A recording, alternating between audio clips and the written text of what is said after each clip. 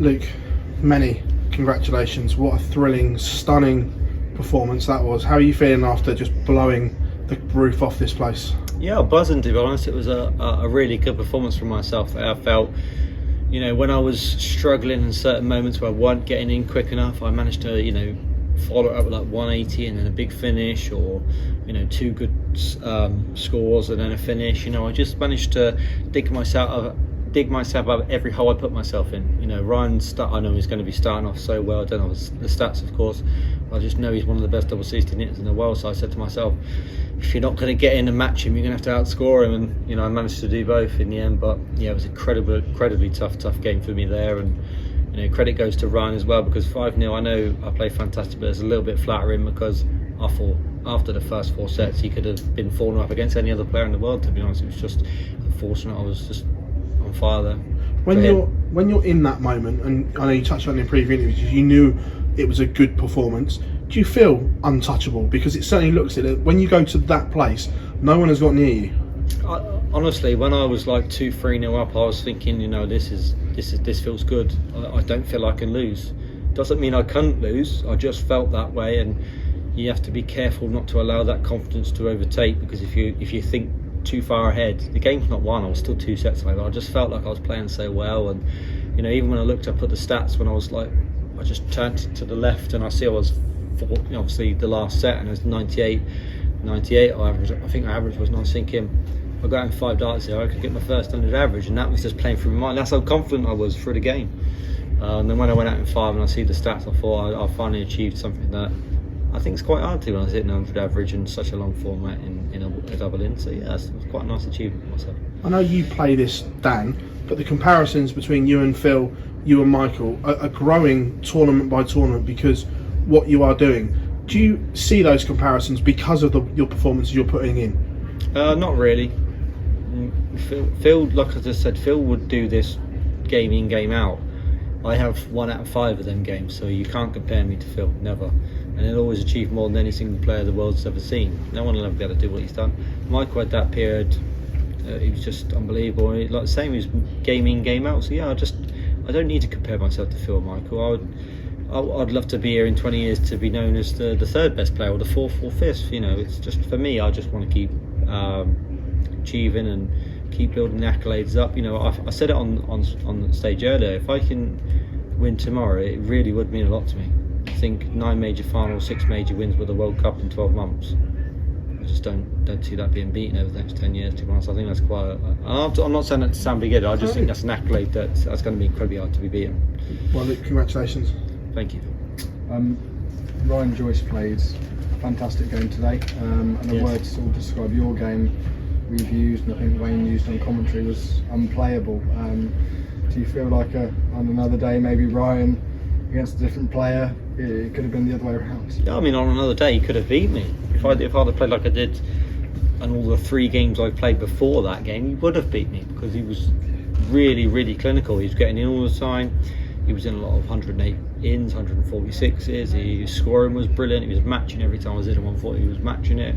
Just the different was the big finishes, the 180s, stuff like that. So yeah, he not just beat any player. He could have beat me on a different day, to be honest. I was just, I'm not going to say very fortunate, but I just felt like I put in the best performance at the right time. I think a lot of people probably would have discounted me. Probably thought I wasn't going to win this tournament. A lot of people thought, Dimitri said yesterday that Mike was the favourite, but the only way I see it is experience can prevail. And obviously when you're in them big moments for the 12th, 13th time as my major semi-finals, I'm not saying big-headed, it does help you. You experience it so many times, but I think Mike's handling it so well that I don't expect him to falter tomorrow. I think I've got a tough game, and he knows he's got a tough game, and it just adds to excitement. I think everybody really looks forward to tomorrow. I don't think anybody's going to look at it and think, well, I'm definitely going to win.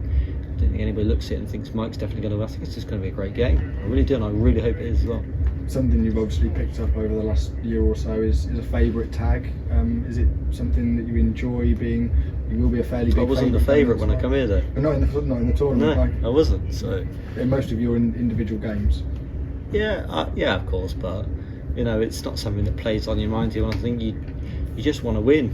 If I'm favourite or not favourite, I think over the last 12 months I've shown that it doesn't affect me too much. Anybody can beat me.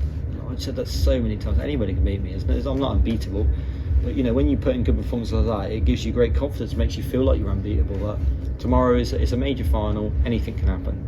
I could get blown away or I could blow Mike away. Who knows? But that's the excitement of darts now, and we can all look forward to tomorrow, and anything can happen. Congratulations. Thank you, mate. Luke, what would it mean if you could cap off this remarkable 12 months by retaining your first major title? Yeah, I think it's fair to say that it'd be 12 months from the day tomorrow. So that would be my last opportunity to really add to it, because after that it would, it'd be you'd be exaggerating a bit to say, oh, he's done so well over 18 months, 24 months. But my last chance to add to that 12-month tally. But if I don't win, it's 9 major finals in 12 months, which is obviously fantastic. But I'd love to pick up that 6th. I'd love to get to 10 majors in my career. I'd love to win 2 world finals. That's the goals I'd love to set over the next 5 years. Really feel like I could put my name up there with a lot of the greats, but yeah, you have to put in these great performances to allow yourself to be in these situations, and I felt like I was really good tonight. If I could bring that tomorrow, then it could be a really, really good game. But Mike's playing good, so yeah, I won't take him for granted, but I know that if I play my best, then I'll stand a great chance of picking him at the major, but nothing's ever given to you. Yeah, yourself and Mike obviously came through the development tour system right up through the pro ranks. What have you made of how Mike's performed this week? And you also mentioned your experience. That's what I was trying to say up on the stage. I kept getting the words wrong, but what I was trying to say is, the UK Open final, it was a development tour final 5, 6, 7 years ago. Now it's me and Mike. That was the development tour final 5, 6, 7 years ago. So 75% of the field tonight were development tour players. It's a credit to the PDC. Like I said, if we didn't have these secondary tours, then who knows if we'd be in this situation. So yeah, it's a credit to them, to be honest. We're really, really lucky that we got to get through on that. And me and Mike will have great memories of, because we talked about earlier, we've had some great games, so we really look forward to tomorrow. Have we seen you at your absolute peak tonight, or do you feel it could be, ominously for Mike, another level tomorrow night? I'd love to say no. I'd love to say there's another level in me, but yeah, I think I was pretty decent to be fair. I'd just, I'd be happy to be like 80-90% near that, because if I play like that and I don't win, then I'll just have to shake Mike's hand and say, you've obviously played incredible. But I know there's levels in me that I can reach, but 1st to 6th does play in my favourite. It's a long format, that's what I enjoy. That's what I said to my family tonight. I love the long format. I can go for long periods, and that plays into my favour. But like I keep saying, it doesn't matter. Who knows what can happen tomorrow? We can all just look forward to it. Okay, cheers, Luke. Thank you. Luke, Wayne Mardle said that when you walk on, there's an aura like Adrian Lewis, Taylor Van Gogh, and that can get in the opponent's mind when they're on stage waiting for you. Do you feel like that is a thing now, that there is this thing surrounding you where they almost can get a bit worried when you're walking on, hearing fans hearing the music and seeing you walk on that stage? Not really, because obviously Ryan played well. I don't think he faltered. I don't think it affected him. I was just at that level tonight that was kind of hard for him to match. But yeah, I don't think it will affect a lot of people. I think the only thing that can change between, the game between me and Mike tomorrow is the occasion could get the better of him. But I don't want to, put that in his head. It might not. I'm just being honest. It could get the better of him. He might just relish the challenge. So, that does play in my favour. To be honest, when you've been in so many major finals, it does get easier. It doesn't make it easy, but it gets easier. When you're in your first, I remember my first, and I just knew there are rewards that come with it, and you just sometimes can try too hard. But it's a long format tomorrow. It would play in my favour, but he's got the capabilities to beat me. He showed that tonight. He was pretty strong in the back end of the game. So yeah, I just got to stick with him and make sure that I don't let him run away with it. Is this performance almost a relief, because you've spoken this week about throws hasn't felt as smooth as it has, and you faced some real battles, of course, Stephen Bunting sticks out, so to produce that level of performance on this stage, 5-0 as well, is it almost a weight off the shoulders knowing that you are hitting your peak when it really matters? Yeah, it felt really good tonight. It really did. That's sometimes a little confidence boost you need. The last time I felt that way was like New Zealand Darts Masters when I won.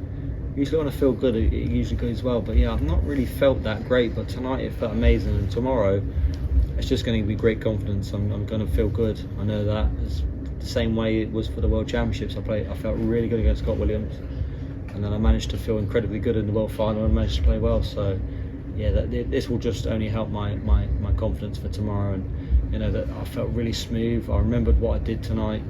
And I'll remember it for tomorrow. Make sure my throw's in a smooth, natural action, because if it's like it was tonight, then it's going to be good. Quite a few players this week have spoken about the importance of family. You've got young children. Do they realise yet just how special you are and what you're doing? Probably not the youngest yet. he only quite knows what the bullseye is at the moment. So if I'm not hitting that, then he ain't got a clue what's going on. But I'm sure he will. He will understand one day.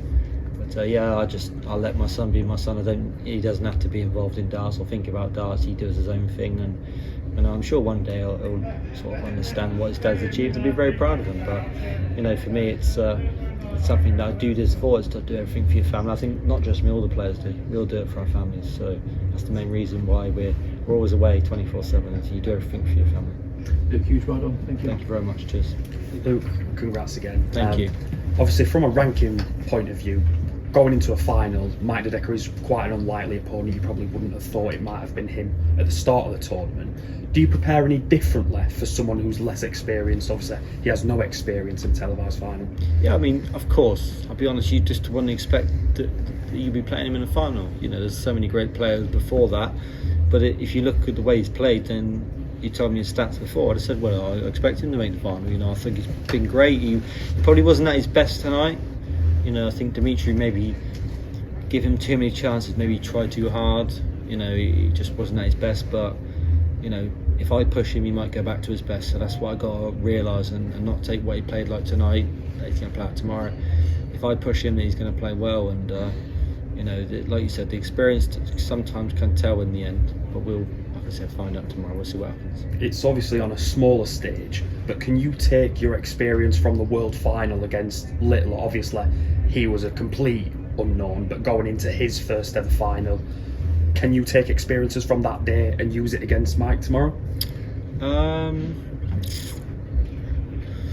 don't know. I think when I played Luke in the final in the Worlds, I generally just believed that it was never going to be a poor performance from him. I didn't believe it. Whereas for Mike, I don't know what performance I'm going to get tomorrow, and I think he probably feels the same. Sometimes I'm untouchable, sometimes I'm very beatable. So yeah, I just think we're both going to go into that game very open-minded, believing we both can win. All I can say is a long format can only suit me because of the experience I've got on these long format games. I think in the last 12 months I've probably played about 10-11 games over incredibly long formats. That's probably the longest format he's ever played tonight, so it could play in my favour, like I keep saying. But I'm just looking forward to tomorrow. I'm buzzing. I can't wait. It's going to be a great spectacle for us all.